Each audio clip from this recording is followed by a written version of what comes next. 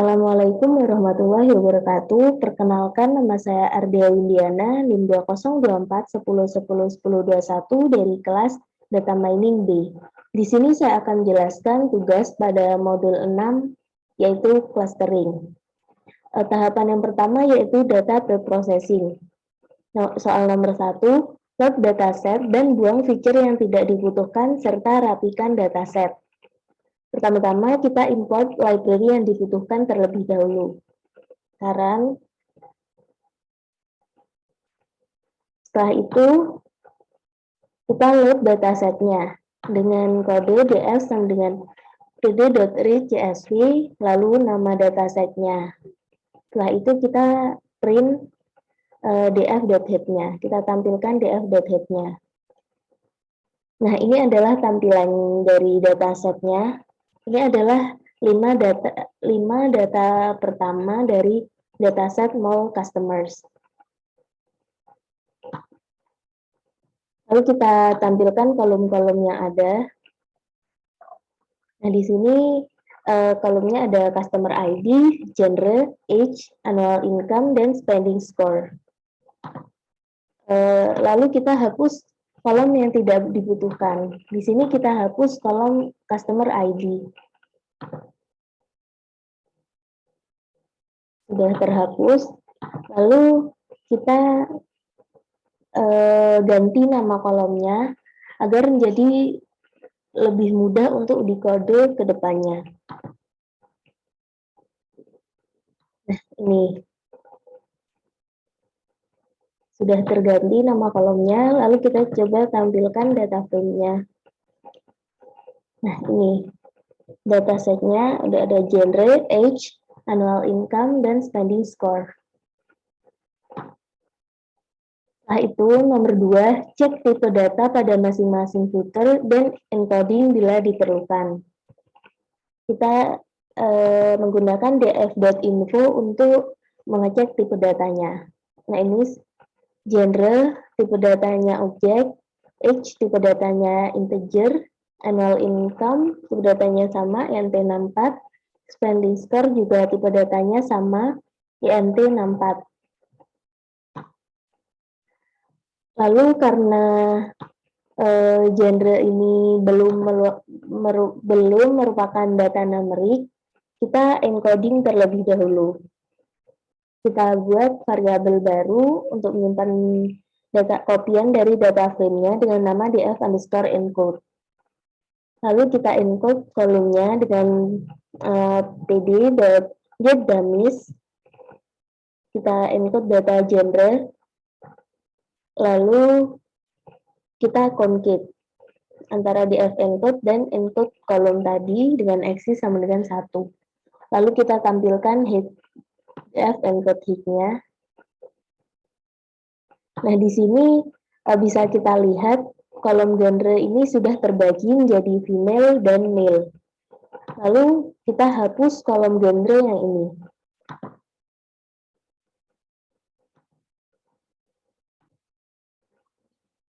Menghapus genre tadi, kita menggunakan df_encode, drop kolom genre dan axis 1 dan in place true. Lalu kita tampilkan data frame-nya. Ini kolom genre sudah tidak ada, sudah terhapus. Lalu soal ketiga yaitu cek data null dan data duplicate. Pertama kita cek data nullnya terlebih dahulu dengan kode seperti ini, print df_encode.set, lalu df_encode.isNull.zoom. Kita print. Nah, bisa kita lihat data nullnya pada masing-masing kolom ini 0. Maka di sini tidak ada data null. Lalu kita cek data duplicate-nya.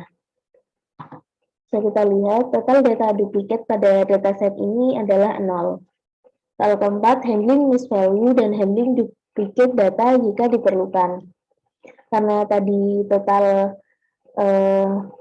data null dan data duplicate-nya tidak ada, maka tidak diperlukan handling misvalue dan handling duplicate.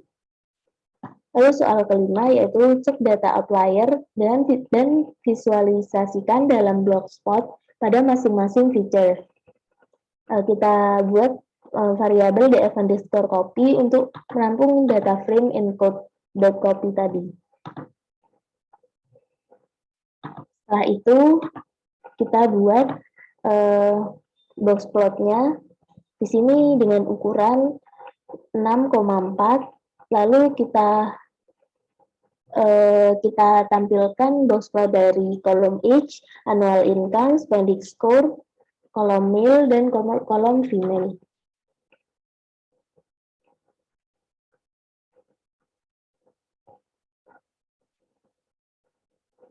Nah, bisa kita lihat box plotnya.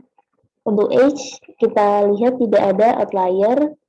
Lalu untuk annual income, di sini terdapat outlier.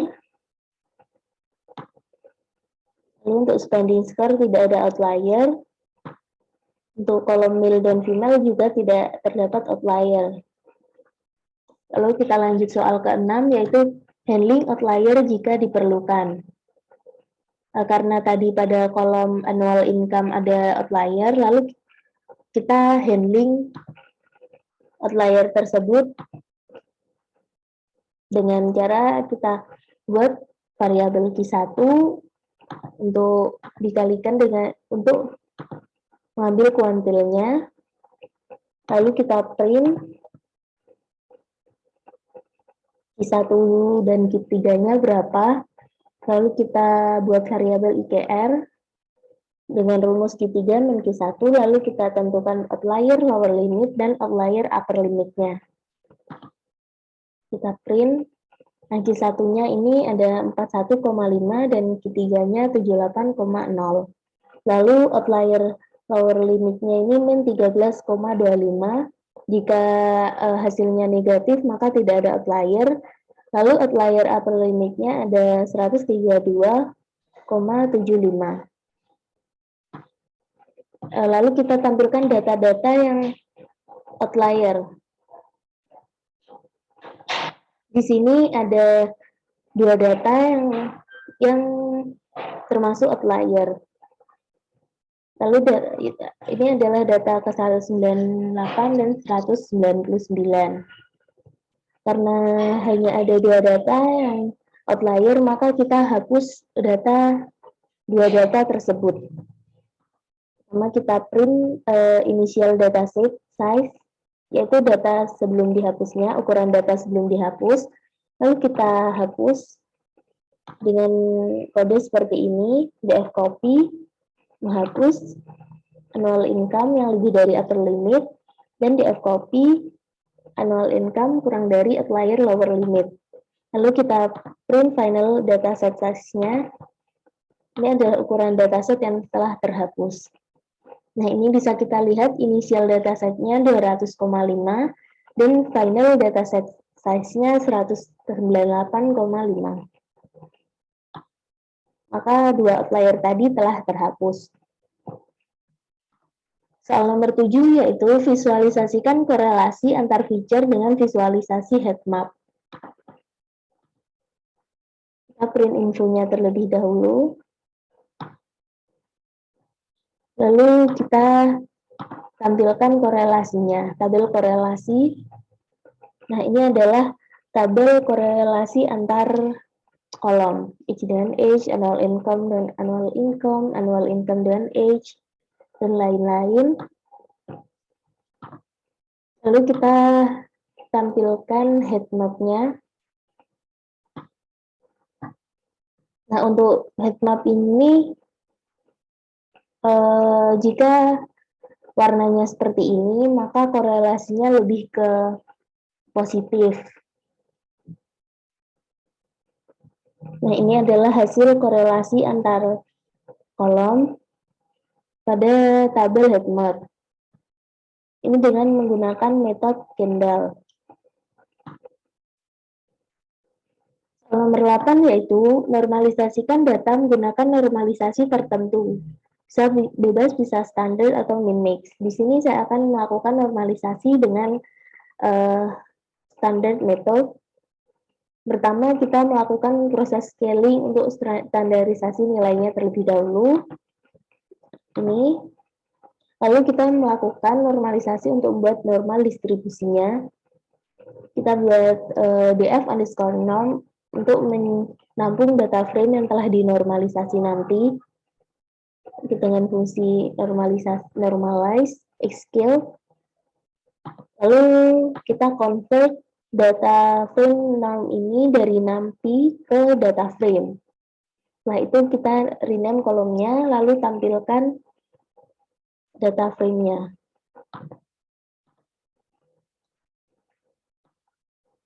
Nah, ini datanya telah dinormalisasi, untuk kolom-kolomnya juga berubah.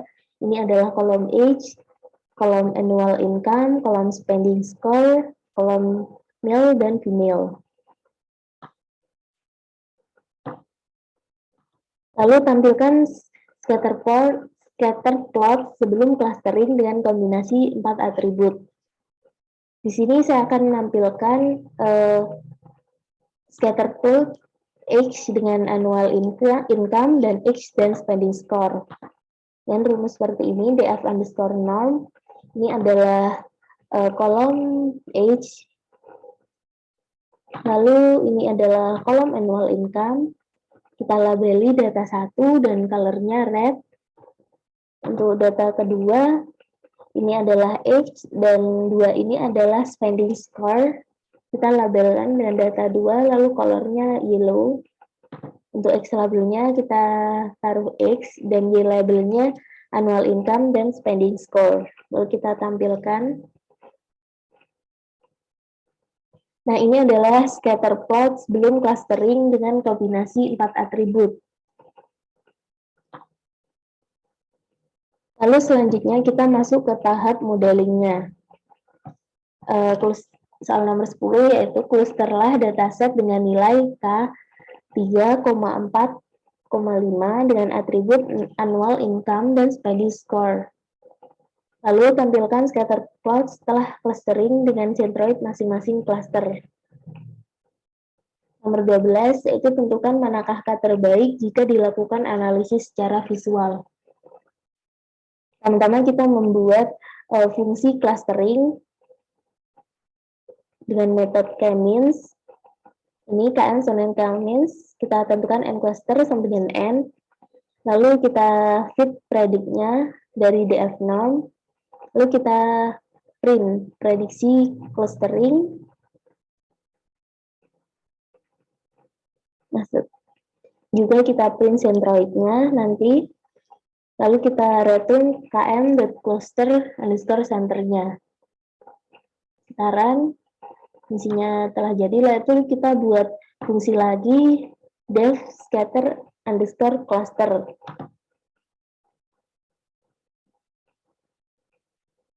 Kita buat menjadi 5 cluster. Untuk indeks ke 0-nya kita color yellow dan labelnya cluster index 0. Untuk scatter index ke 1 kita warnai lime, itu juga untuk seterusnya dengan warna yang berbeda. Lalu kita tampilkan centroid ke 0 dan centroid kolom ke 1, lalu colornya black, markernya bintang, labelnya kita tulis centroid. Lalu kita print, kita run fungsinya telah jadi.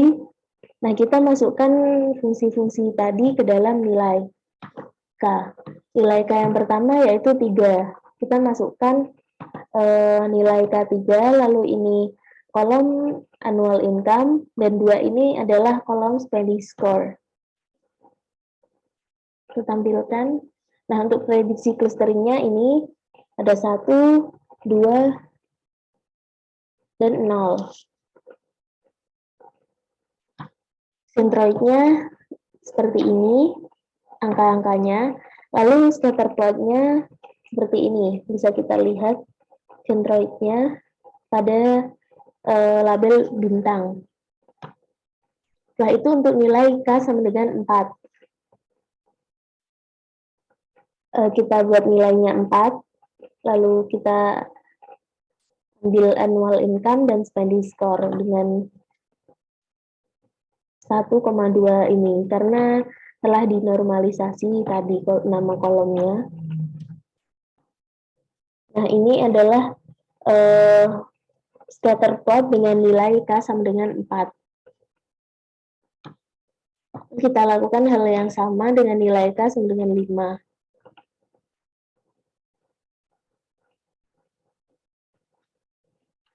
Nah, bisa kita lihat ini prediksi clusteringnya ada 3, 4, 3, 0, 2, 1. Lalu centroidnya ada ini, dan scatter plotnya seperti yang ada di gambar.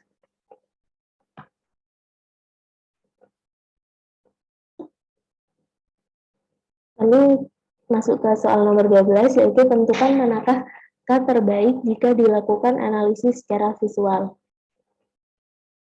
Kita lihat satu-satu terlebih dahulu. Untuk K sama dengan 3, centroidnya ini ada beberapa yang kurang di tengah untuk ini, label yang hijau ini. Jika K sama dengan 4,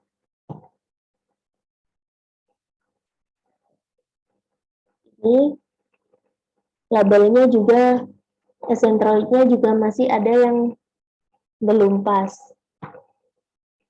Lalu untuk K sama dengan 5 ini, menurut saya, ini adalah analisis K yang terbaik. Scatter plot menunjukkan ini centroidnya berada di tengah label merah. Ini juga centroidnya berada di tengah. Jadi untuk K terbaik menurut saya adalah K sama dengan 5. Soal nomor 13 yaitu lakukan implementasi elbow method untuk mendeteksi K terbaik. Ini kita buat variabel DS1 untuk mengambil data age, annual income, dan spending score. Lalu kita buat variabel X untuk menampung data annual income dan spending score-nya. Kita tampilkan X.head-nya. Ini adalah data dari annual income dan spending score. Setelah itu kita buat fungsi variabel WCSS-nya, data kosong, data null. Lalu kita buat on for i in range dengan metode k-means. Kita fitkan X tadi, lalu WCSS tadi kita append dengan km.inertia. Lalu kita buat kurva elbow-nya seperti ini, dengan line width sama dengan 2, color sama dengan red, dan marker ini. Kita labelnya key value dan y labelnya WCSS. Kita tampilkan elbow-nya, kurva elbow-nya.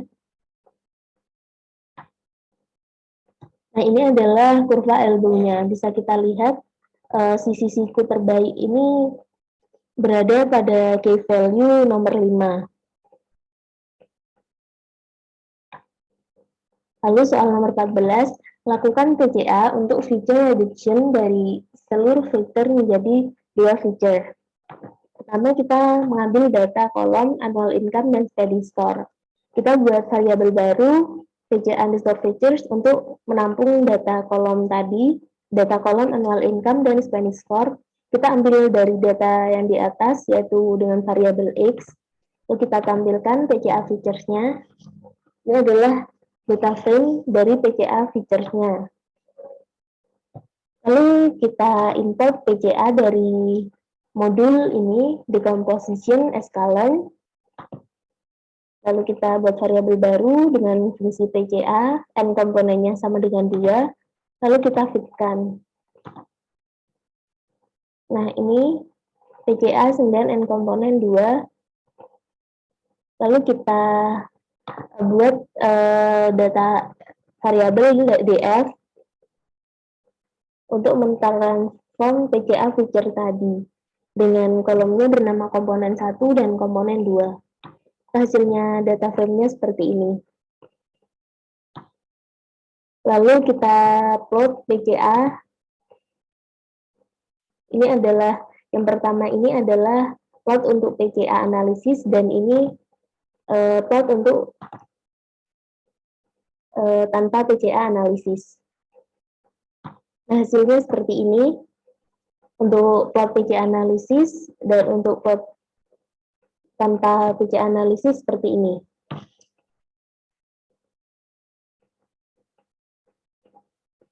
Nah, bisa kita lihat perbedaannya. Jika tanpa PCA analisis, ini cenderung data-datanya masih cenderung tersebar. Dibanding ini, PCA analisis lebih terkumpul data-datanya. Lalu soal yang terakhir, lakukan visualisasi 3D scatter plot setelah clustering. Kita buat variabel X2 untuk mengambil data age, annual income, dan spending score. Lalu kita buat KM2 untuk Cummins metodenya, fungsi Cummins-nya. Kita buat variabelnya 2 untuk fit prediksi ini, X2. Lalu kita copy labelnya sama dengan Y2. Lalu kita tampilkan data frame yang digunakan. Setelah itu kita plot 3D plotnya. Gunakan fungsi plt.figure, lalu kita buat variabel AX dengan add subplot, proyeksinya 3D, lalu kita buat AX.scatter, kita ambil df.copyH, lalu labelnya 0, lalu df copy dari annual income dengan label 0, lalu spending score label 0, untuk warnanya seperti yang di atas, yellow. Lalu kita lakukan sama pada label 1, 2, 3, dan 4. Hanya saja warnanya yang membedakan. Ini ukurannya, unitnya. Lalu X labelnya kita tulis annual income, Y labelnya, untuk X labelnya kita tulis H, dan Y labelnya annual income. Lalu untuk Z labelnya kita set AX.set Z label dengan spending score. Kita print. Nah, ini adalah hasil 3D plotnya. Bisa kita lihat di sini adalah spending score, age, dan annual income. Mungkin itu saja presentasi dari saya. Jika ada kurang lebihnya, mohon maaf. Wassalamualaikum warahmatullahi wabarakatuh.